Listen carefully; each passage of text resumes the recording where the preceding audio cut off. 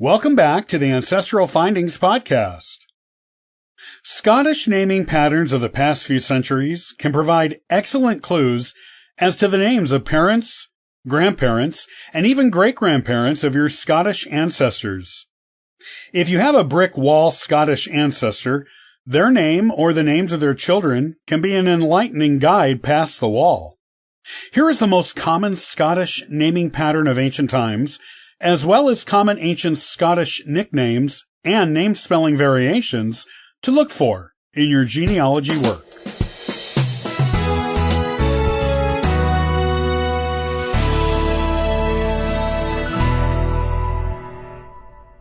Irish naming patterns are an excellent way for people to trace their Irish family lines farther back in the absence of records.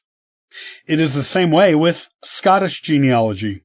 There are traditional ways of naming children in Scotland that can be used to help you determine the parents and even grandparents of your ancestors. This is especially helpful when you are researching an area, or ancestor that does not have a lot of official records associated with it.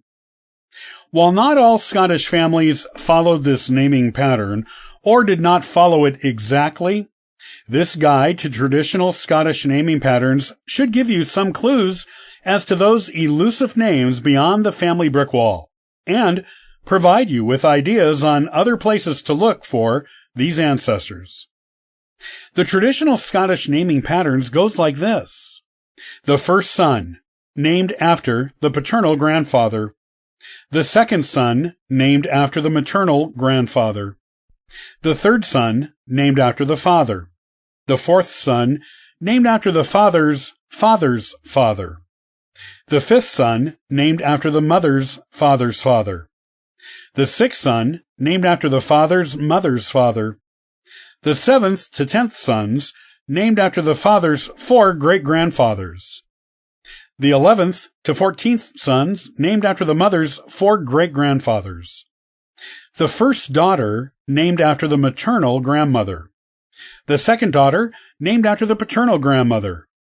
The third daughter, named after the mother. The fourth daughter was named after the father's father's mother. The fifth daughter, named after the mother's mother's mother. The sixth daughter, named after the father's mother's mother. The 7th through 10th daughters, named after the mother's 4 great-grandmothers. The 11th through 14th granddaughters, named after the father's 4 great-grandmothers. Occasionally, a child in a family died, and when this happened, some parents named the next born child of the same gender the same name that had been given to the deceased child. This was to ensure the family names were moved on to the next generation.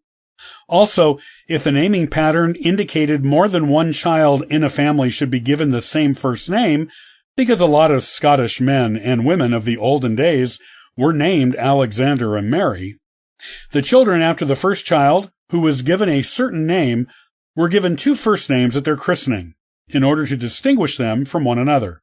Also, do not forget about nicknames when researching. The use of nicknames was quite common in Scotland for many centuries, and the same types of nicknames tended to be used for the same given names. Sometimes the nicknames were used on official records, rather than the given names. There are a lot of different nicknames used in Old Scottish culture that are worth exploring in your genealogy, but a few of the most common ones were Kate or Katie for Catherine or Catherine with a K, Ginty or Jenny for Janet, Gussie for Angus, Charlie for Charles or Charlotte.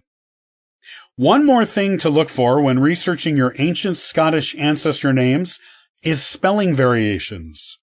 Some Scottish names had one or several spelling variations before spelling became standardized in the early to mid-1800s.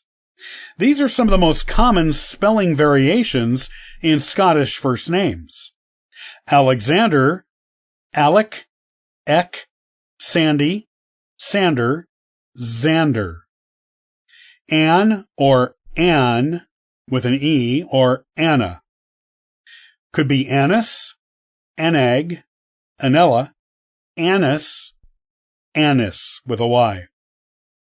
Andrew will be Andro.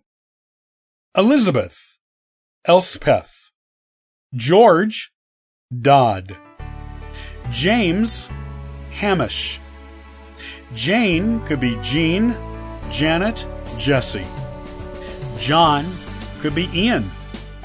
Catherine with a K could be Katrina, Catriona, Ceatid. Mary could be May or Morag.